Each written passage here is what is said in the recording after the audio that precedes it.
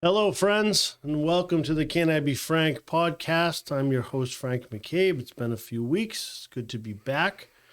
The Hello Friends reference, of course, is the theme of our topic tonight, which is, once again, I'm sorry to report it, is golf, because it is Masters Week. For those of you that live under a rock, the Masters Golf Tournament is pretty much as great as it gets in terms of sports and sports fans and golf fans alike. And we're going to talk a bit about that. We're also going to talk a little bit about the local golf scene. I'm going to introduce you to my guest tonight, who I think will be very interesting. He's been around, a pro golfer. And we're just going to chat a little bit of Masters and a little bit of just what's to expect. That all the local golf facilities are opening up this week. So good time of year. The weather's looking great. And it seemed like a timely topic. I have some notes to share, and we're just going to get into it. It's also, we'll get into a little bit later, is also the 100th anniversary of the Lowell City Golf Tournament, which is the oldest, I believe, amateur golf tournament in the country. So we're going to spend a little time with that in the end. We're going to talk about the Professional Golf Association versus this LIV tour and all that it consumes. But I'm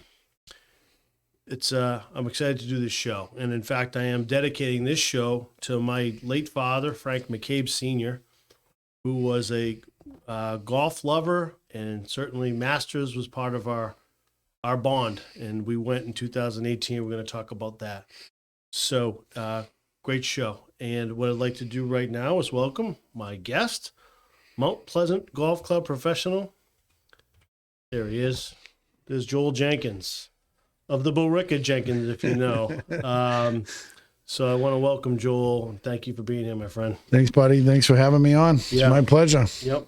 So a little bit impromptu. I only spoke to Joel yesterday and said, would you like to talk golf, talk Masters, talk Mount Pleasant, talk about everything that's happening. And so here we are. So thanks, bud. Yeah, man. Yeah. You know me. Anytime. So I guess we'll kick it off because you and I have a common memory. 2018, I finally got down to Augusta, Georgia. Yep. And you were there. And that was my first time. That was really your first. Yes. So, as a PGA pro, you get the privilege, right? It's one of our biggest little perks that we have. You know, if you can get down there, back in the day, you could bring a guest. They did away with that once, we got a little more commercialized. But yeah, one of as a PGA, Class A professional, I'm able to go any day of that week too. Like I could go on the weekend. Could be someday at the Masters. I could. I never have. I don't see how I could ever pull it off. I guess someday I would love to. But 2018 was actually the first time I was able to get there. Yeah. And I did it on a whim. I booked it the week before. I remember. It was a Monday. I called my wife. I said, listen, this is what I'm doing. Yeah. I said, the course is not going to be open. It had snowed. And I said, Mount Pleasant would not be Mount Pleasant was not open. Right. My apologies. And I said, listen, I'm going. And she was great. She's like, yeah, you got to go. Yeah. You got to do it. You went solo. You just went, right? Went by myself. Correct. Yeah. Booked a hotel in Atlanta. Got a flight. Yep. Didn't realize Atlanta was so far away. 2 hours. And I got there in 2 hours, and I couldn't have driven any faster. No. Literally. And, I can tell you, when I got there in the parking lot, I was like overcome with emotion. Yeah. Started thinking about my dad who had passed and the times that we had spent watching the Masters. And as you know, Frank, you got to put your phone away. You can't bring it with you. I was just about to say, it's a very unique sports so experience, unique. right? It's so hard, right, in this day and age, not to be able to have your phone. And I called my wife. I'm like, listen, I'm a disaster right now. Like I'm really struggling. I need him. She's like, listen, chill and go have fun and do it. And that day was funny. We were supposed to hook up, you and I. And I couldn't. No way to reach you. No way to reach. Joel, there's payphones on the golf course. Actual payphones. And I remember my dad and I went down. We finally just said, do it. Thank goodness we did. Yeah. And same thing. You pull in the park and I'm like, wow. And he had been before many years ago. But him and I together, we'd always talked about it. Sure. And like, you got to leave your phone behind. You can bring a camera, Right. but you cannot bring No phone. your phone, which really just was like impossible. I kept reaching for it to All say, day long. you want to call your buddies, you want to text them, Yeah. you want to take photos. I bought a disposable camera in like East Bumchuck, Georgia, because I'm like, Dad, we need something, some recollection. And it's funny that I post a picture here and there of, him and I, and they're the most grainy, shitty photos you could ever imagine. Yeah, but you got them. That's all I had them. Yeah. So, and I was just jotting down things like my experience there. Like you said, the first thing and they make the joke or the expression with a tradition like any other. Correct. Because think about all the things they do besides, all right, no phones. Okay. The TV coverage sucks, right? I mean, meaning like there's not enough. It's better now than ever, but remember when we were growing up, think about, you didn't even know there was a front nine. Nope. All we ever saw was hole 10 and beyond. We didn't even know what the front nine was like, so the coverage is better, but comparable to other events, it's still not on par, so to speak, with some of the others. Well, that's the thing. We get to watch 24/7 of a U.S. Open, PGA, the British, or the Open Championship. But just some other things I wanted to note and wanted your opinion on too.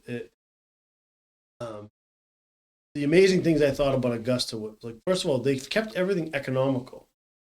Right? I looked at the menu today. Right? Don't even get me started, buddy, okay? I'm going to tell you, you go to Augusta, right? It's the most amazing place on earth for golfers. Mm-hmm. You get there, the grounds, it's hard to describe. It's hard to describe. I made sure I did all my shopping right away. Guys had given me the heads up. They're like, dude, do your shopping and ship it. Don't try to hold on to it, whatever. Ship it. So that took like an hour and a half, at least. And I'm chomping at the bit to get on the course. I get on the course, and it's like, oh my gosh, right? You're like, this grass isn't even real, right?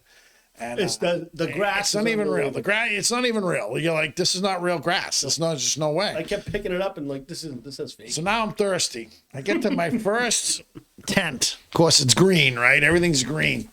And I get in there, and they have beers for like $3. Yep. $4, I think, if you wanted a import. A fancy beer. They had the iced teas, the sweet teas, which I loved. Yeah. More importantly, pimento cheese sandwich. Pimento cheese sandwich. Did you have them? Oh, I had 7. Okay. They cost you $7. Legitimately, they were like $2 each, right? I did throw a little ham and cheese in there, I think, at one point. What you have in your pocket? They have egg salad, right? You had one of those. I ate enough for like 10 people. Yeah. Every time I went to a place, I snagged a pimento cheese, iced tea, because they had the souvenir cups that we still use at home. Yeah. I overdid it like you can't believe, but it was amazing. So I reached out to some of our mutual friends and said, Joel's coming over talking golf and Masters. And someone sent me the menu, and literally the most expensive thing is a beer, and I think it's $4. Yeah, it's $4 or $5. Something like right? that. And they said, okay, $20, what would you spend it on all day? I said, oh, that's a good little trivia. I'm like, all right. And you think of how good you can eat and drink for $20. $20 like would nothing. be. You got to throw a couple beers in there. You can. You cannot. You definitely go domestic because it hardly matters at that point. You'd have to go a couple beers. Couple Bad Larry's. You absolutely, positively. I don't care if you like cheese or not. You have to have a pimento cheese sandwich. Yeah. I'm just sorry you have to. And I know. And then you would. I would certainly have to throw in the dessert. The Moon pie? peach. The peach. No, it's the peach. It's only there. It's the only place they do it. Right. It's 2 peaches with either cream or ice cream in the middle. I forget what the heck they call it. I can't think of the name of it. But I would want to go authentic. Yes, so you gotta go when you're there. Couple beers, pimento cheese, definitely that dessert, and then if you got money left over, go from there. There's your tip. It's go $16 in a tip. So sick, that place. It's I don't even know how they do it. And everything's packaged in green, baggies and stuff. I mean, it's just the other thing so different. I'm blown away by. I guess I shouldn't have been totally surprised was how nice the vendors are, the workers that are there. They're happy to see you. Right. It really I can only describe this. I've said this, there's nothing like it. If you're a golf fan, of course, but even a sports fan, it's been like nothing I've ever been to. It was the most special few days of my life, and it was just magical. Like, not to sound corny. Yeah, it's Disney World for golf adults. Yeah, it's yeah, literally well said. it literally is. Like, for me, I've been lucky enough to go to a few events. Yeah. The Players is awesome, great time, yep. good atmosphere, great grounds, things like that. A few of the U.S. Open and this and that, but there's just nothing like the Masters, because the Masters, you go to see the property. Like, correct. You don't care about the golfers. The golfers are great, and you want to see good golf, but it's the only event I can think of that really you go for the golf course. Yeah. And the Players is like that a little bit. There's no doubt about it. It has a couple nuances, obviously, 17. But the Masters, there's just nothing like the grounds. Because you see it on TV, and you're frothing at the mouth because you're finally there, and it's just crazy. Here's the other thing I when people ask me what it was like, and, obviously I'm curious your thoughts. I never realized how hilly it is. It's ups and downs. Like, I never thought. It's like, you're funny you say that, right? People are like, "Oh, Joel, it's a lot hillier than you think," and I'm like, "Yeah, all right, sure." And then all of a sudden you're like, "Holy crap, this is like," because I don't know how you felt, but the first time I wanted to see every hole, so I literally walked the entire course. Yeah. And like halfway through, you're like, "Oh my God. It's amazing. This is unbelievable," right? I'm like exhausted. 9, 18. And 9, 18, down 10. Down. Funny story. 10, yeah. The first day I had been there was on a Tuesday, and late in the day, things were slowing down. There wasn't a lot of golfers. So I took a walk out to Amen Corner. Yep. And it was not a lot of people, and it was just really a group, serene out there. And somehow I made the mistake of coming back up number 10. Yeah, I did that walk. I mean, I've never seen anything like it. Like, it doesn't seem it on TV, I guess, is what I'm hilly as it at. looks on TV, double it. Can't describe in real life. Like, to go to our home course of Mount Pleasant, that's like number 5 on steroids. Go up number 4. Excuse me, number 4. Number 4 up and multiply it by it's amazing. 20. It just keeps going. No, it was unbelievable. 10. Actually, a quick funny thing. Someone saw me get to the top, and I literally had stopped and was like huffing and puffing. And they come over. They're like, "Are you okay?" And I'm like, "Yeah, I'm okay. Give me a couple minutes." It's just like I said too. It was really, we grabbed first day. My dad wisely said, "Let's grab chairs." We didn't bring chairs, probably could have, but grabbed a couple master chairs. They were $40, whatever. And this is the other amazing thing: the traditions that don't exist in anything else. If you go out to the course, we went behind 12T, the famous 12T, that par 3, obviously, an Amen Corner there. Yeah. You put your chair down, no one's touching it. No one's sitting in it. No one's gonna bother it. Nobody's taking it. And we planted our chair there at 8 in the morning. Then we walked the course and did our thing for a couple hours, let's say. Come back, it's right there. It's like, you don't hear about that in a lot of things. No one's going to knock your chair down, take it, steal it. We're a bunch of angry ass New England people. No, it's crazy. And that's just one of my favorite things. But and the skip 16, the skip on 16 was cool on the practice rounds. Yeah, I saw a few of the guys do that. I just was like, I wanted to see everything I could. I mean, that's probably the most I've ever walked in one day in my life. Yeah, and funny, I had I'd gone over to the driving range because I did want to see some of the guys hitting balls, and like I was pretty tired. I think I fell asleep.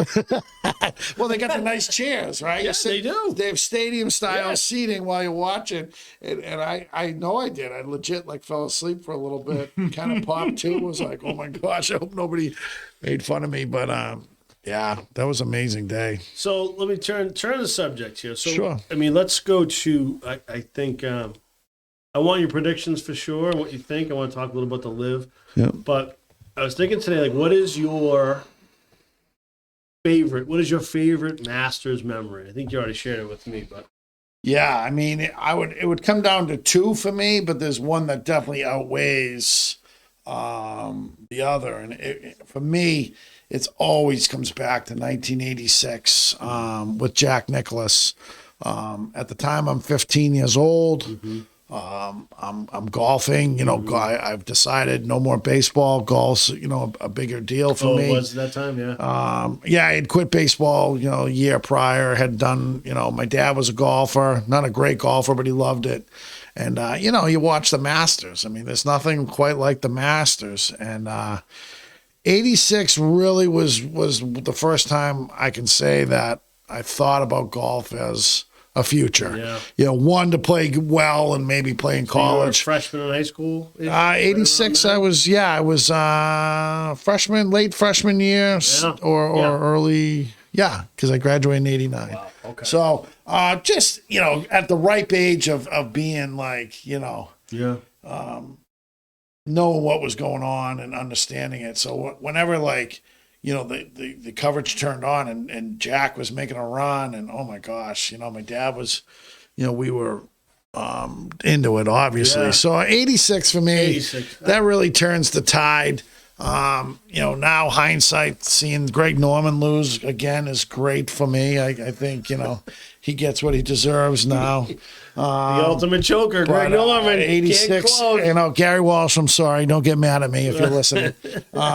But no, 86 was about Jack. The only one I thought was cool was 2004 with Phil Mickelson finally breaking through. Right. And at the time, a fan favorite. But 86 for me doesn't get any better, right? Yes, sir. Yeah, I was just pulling it up. I'm not playing for the capacity crowd. It was the famous Vern Lundquist had two of the greatest calls ever, right? He had the one I'm going to play for you right now. Right, there it is. Yes, sir. And then I think about In Your Life when Tiger Woods, that chip 116. Yeah. I don't know why. The Masters moments seem to resonate more than they do. Than most. I don't know. Because it's at the same course every year. You feel like you know the property. You feel like you know the shots. You're like, oh, I've seen this before. You don't get that much at most other events. Every handful of years they go back to St. Andrews. Correct. Every handful of years the U.S. Open gets played somewhere. And I think that's why you said like the players. Like when it's the same place, it builds it like the waste management. Yep. Whole other experience. Whole other experience. So who we liking this week, Jolie? I am hot. On a couple guys that probably, they're not favored, but and these are what I'd say my mid selections. Okay. And guys who have played well in the past at the Masters. Mm-hmm. Jason Day. Really? Yes. He's making a little comeback. He's been playing better.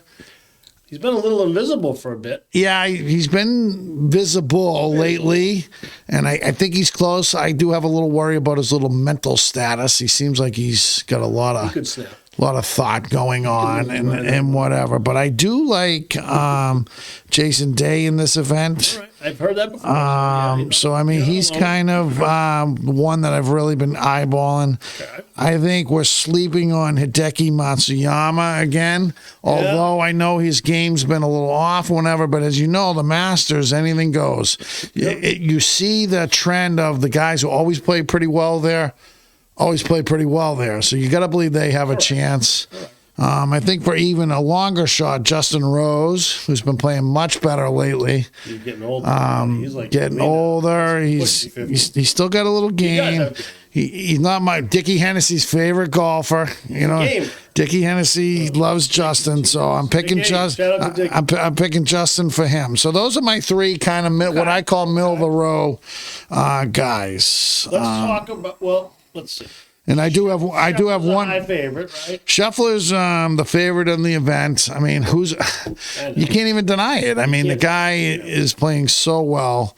But I think a motivated Rory McIlroy is my pick to win the Masters amongst all that's been going on.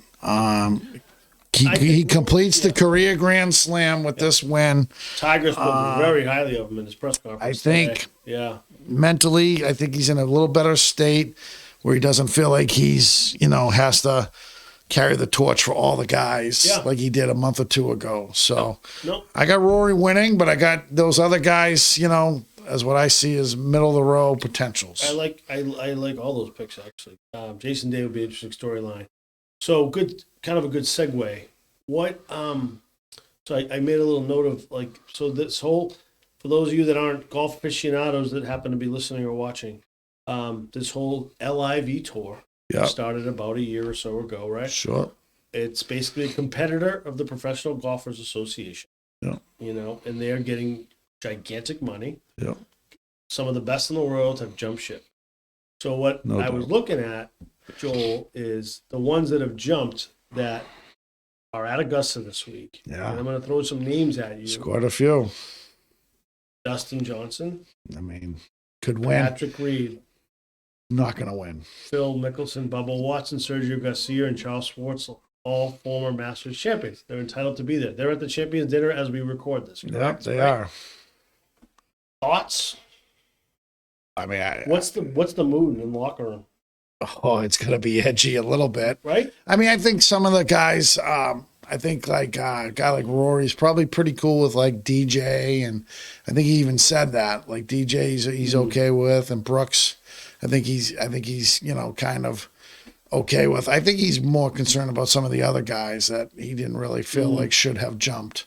There got to be a little edginess there. I mean, I think there's got to be something. At the end of the day, I mean, also on the live guys, I would think it'd be like, Jesus Christ, like it's different. The lion's den of geez, yeah. But you got to believe, like, some of these guys deep down are like, this is the week I want to win so bad. Like like a guy like Brooks would love to win a Masters during all this whole live thing. Or I mean, I don't think Sergio could win it. I mean, he's just not playing that well. No. Cam Smith, clearly. Cam Smith, yeah. I mean, Cam Smith's such a good dude. It's tough to hate that guy. Yeah. He had no... He had to go to live from the pressure, I think, from obviously Greg Norman being Australian. So, I mean, I don't blame Cam Smith as much as some of these other guys. So, to put it in perspective for people listening, the difference in money of live versus the PGA, just to let them know. It's off the charts. I mean, people tell me if they offered you, Joel, $1 million to be a pro at somewhere else, why wouldn't you do it? And I see it as different because, nobody's ever going to do that, first of all. Yeah. But secondly, the big difference is how they play, where they play, where the money comes from.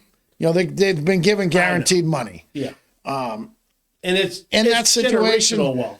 It's generational wealth. And I don't blame, honestly, some of the older guys whose careers are really...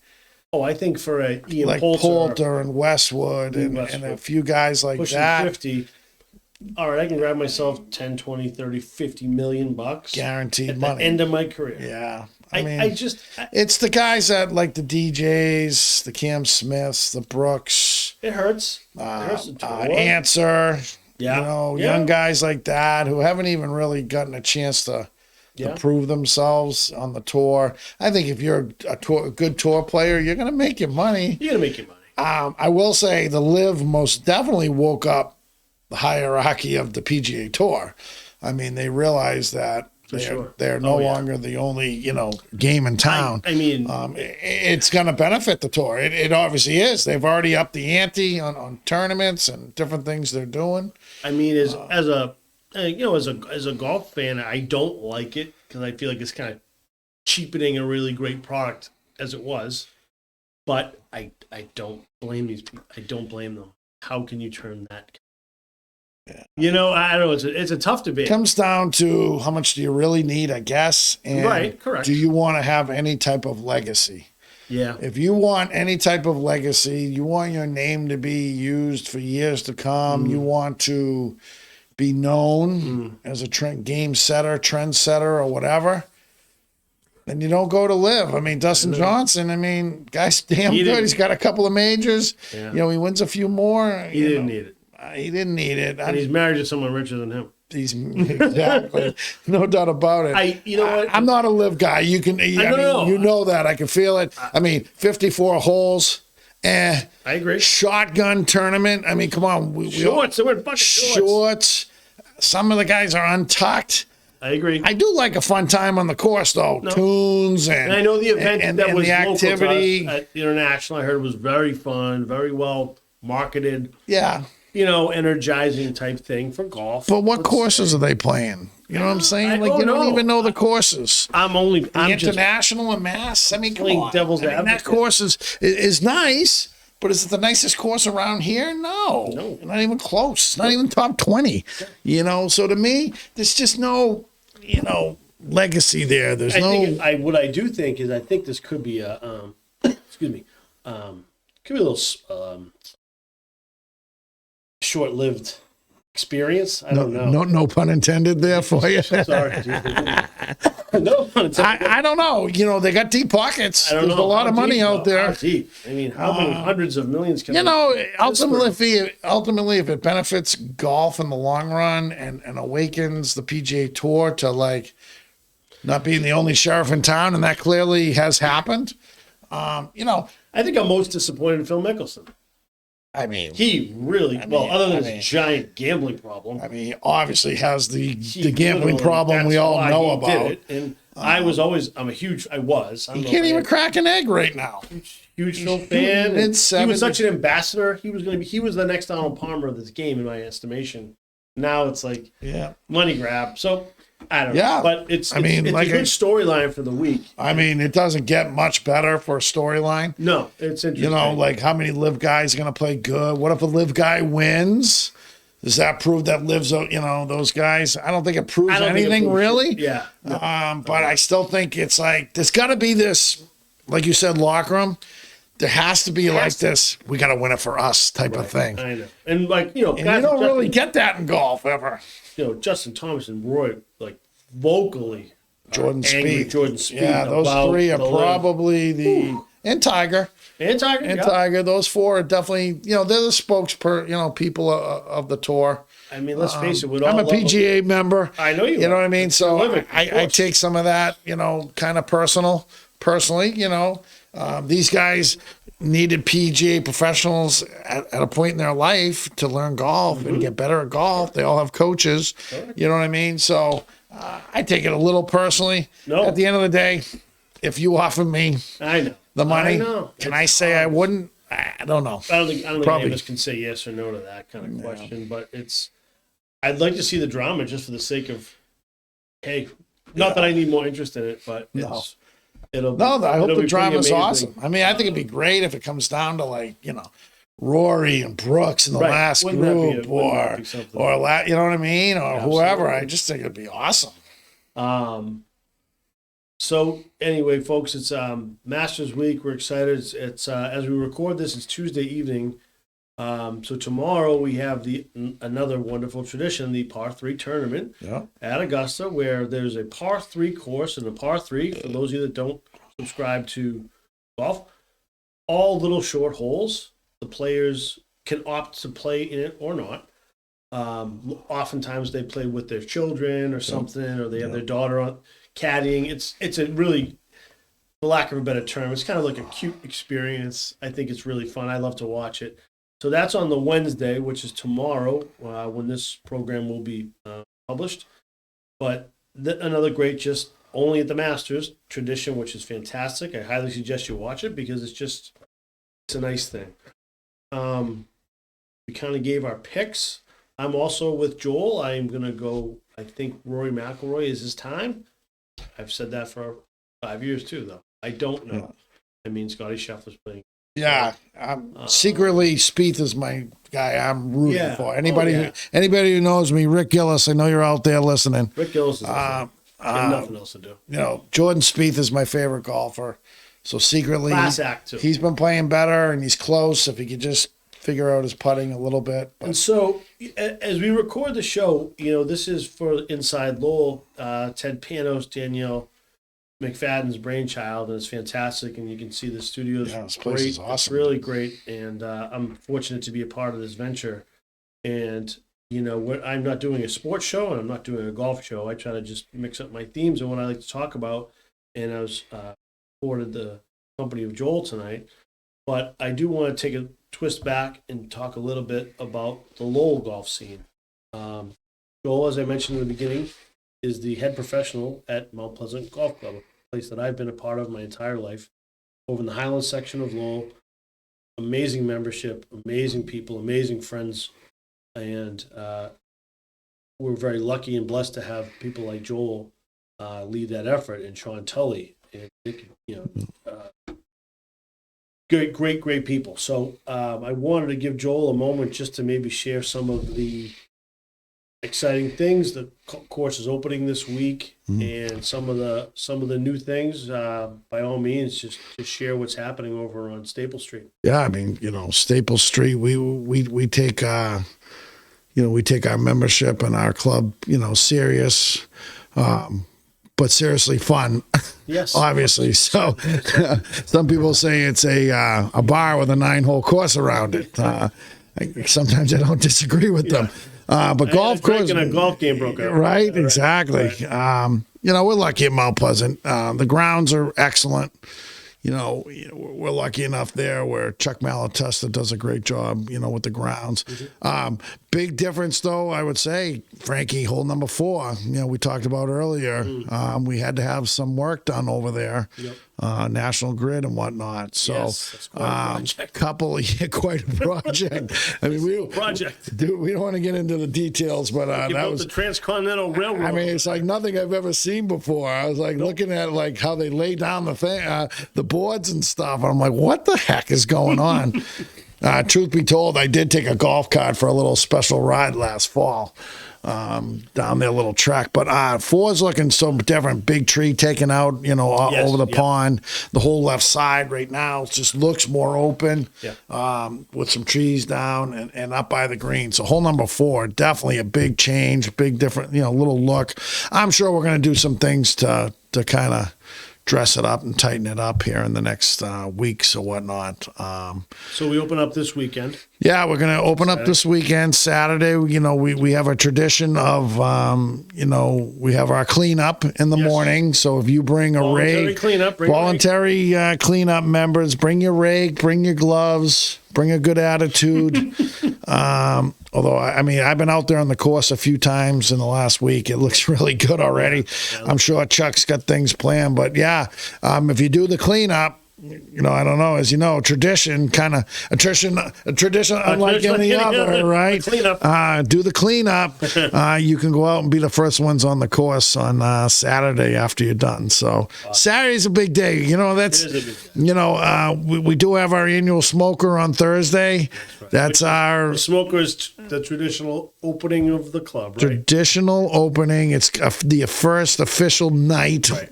It's a big information night. Let everybody know what's going on, what's new, what to expect. Mm-hmm. And then Saturday, of course, is the legit, opening of the course. Bringing back an old friend as my assistant this year, Nick Fantasia, another Borica boy. Good man. Played golf for me. He's been a member, almost won one of those cities, just missed out by a shot. Nick's the tightest shorts I've ever seen him. Tightest shorts. I mean, my boy's got some legs. Okay, yoga pants. He's got some legs and some butt. That's I thought game to back it up. He does have game. I mean, if you think you're going to out hit him or out drive him, you're out of your mind. Or I don't even want to get punched by the guy. Yeah, right? He's so damn big. But so Nicky's back. That's kind of a big deal. Yeah, Nick, I love you. So Nicky's back. That's a big deal for me. Awesome. He'll be my number one guy. Got a bunch of my staff back. It's awesome. Place looks awesome. It's a great place. We're so ready. It's such a fun place. It's great, and I'm excited. I'm a pretty lucky guy. I'm very lucky. What I mean? Like I said, it's a nice place to be around. And the last topic I'm hitting with Joel is, and our friend Gilly asked me to give it a plug, and I did it a little bit earlier, but 100th anniversary of the Lowell City Golf Tournament. Yes, sir. Unbelievable, right? Talk to me. I mean, you got to realize, I grew up in Billerica, right? So I'm sorry about that. I know most people are. I apologize. But even I knew about the cities. You know what I mean? Growing up, 86, 87, 88. I remember going and seeing Al Santos win. Sure. Remember seeing Gene Manley. And I was like, that's the coolest dude ever. You know what I mean? He's wearing those scally caps and whatever. Mustachioed. So we used to, my dad and I would go to the cities. It was a big deal to us. So for me to be like the head pro at Mount Pleasant, and 10 years now, coming into my 10th season, the guys at the club and the good players who make the team, they know how I feel about the cities. Like, the city's a big deal. Like, I know nowadays it maybe isn't the crowd like it once was. Social media's out there. There's different ways you can kind of watch the event, but it's still, if you're a part of the event, It's pretty cool. it's a cool event and it's a big deal. Like, we try to make it, for the people out there who don't know much about it. I mean, you got 4 different clubs, competing, 12 from each club. It's condensed, only 48 golfers, but it's 48 really good golfers from each course. Yeah. There's obviously going to be an individual winner at the end and then a team winner, and what an event. I mean, this year's big, the 100th anniversary. Yeah. What leg of the tour does Mount Pleasant host? Well, we finished. We had the final last year, so this year it rotates, right? It rotates. So this year, Pleasant, Longmeadow, and Vesper. Yep. This year it goes in that exact order. Wednesday, the 21st, we have the first round. Always at late June, right? Yeah. Late June, June 21st. My bad. Then the Friday is Longmeadow, the 23rd, and then Vesper hosts the finals this year on the 24th, Saturday. When I first got married, my wife's not from around here. She's from Massachusetts, but I remember my first time she was around. Like, what do you want to do? I said, go in the cities. She said, what's the cities? I said, no, it's a golf term. She's like, is it like professionals? I said, no. Guys I know. Like, what do you do? Like, well, we walk around and drink beers. And like, people go watch people golf. I said, you won't believe it. Yeah. And she's like, wow. And it's fun, It's each course, as it builds, gets that much better, right? Correct. Like each course gets their chance to kind of host it and put their best foot forward, and it's definitely a social event, right? Oh, for sure. Like, everybody, like you said, everybody goes. Like, if you can go, like if it's on, you have the ability to go, you're going. You're gonna cheer. You're gonna cheer. On the Wednesday or Friday, if you can get out early, get out early and you come and watch your guys. At least come in, and. That's the fun part. It's so social. I love seeing all the faces that I've gotten to know now. You know what I mean? I know most of the players now. Correct. They know me. Yeah. They know we're nuts and whatever. Yeah, no, they take me in stride. It's hard to explain. You know what I mean? I mean, we try to make it as fun as possible in Mount Pleasant. Man, last year we played walk-up tunes for my guys, for the Mount Pleasant guys. Awesome. We announced them, and I prior to got the song they want, walk-up music. So there's a little live action for you there maybe, but that's it's fun. The cities is but it's traditional too, thing, and that's why well, it's one of the oldest events in the country. It's just right. It's hard not to have fun. It's a great event, 100th.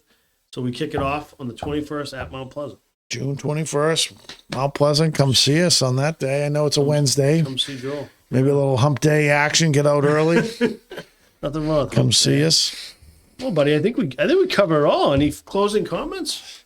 No, appreciate it. You having me, buddy. I know it's last minute. And I appreciate hopefully, you coming in hot hopefully we didn't bore the people out there too much. I could talk golf all day. I could, and talk different things. So we're gonna.